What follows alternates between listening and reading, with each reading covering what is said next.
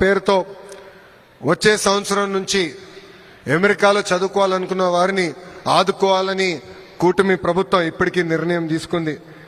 మన సంస్కృతి సాంప్రదాయాలు కాపాడుకుంటూ మీకు అండగా నిలబడుతుంది ఏపీ ఎన్ఆర్టీ. అంతేకాదు విదేశాల్లో ఉన్న తెలుగు వాళ్ళకి ఏ కష్టం వచ్చినా ఎన్ఆర్టీ ఉంటుంది, మీకు అండగా నిలబడుతుందని ఈ సభాముఖంగా మీ అందరికీ నేను తెలియజేస్తున్నా.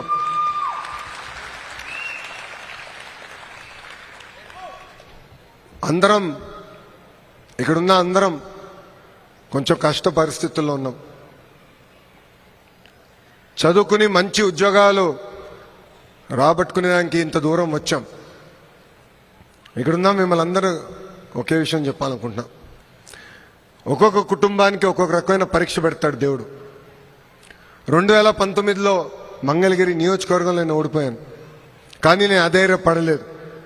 మొదటి రోజు బాధ కలిగింది. ఆ బాధ ఆవేదన నాలో కసి పెంచింది.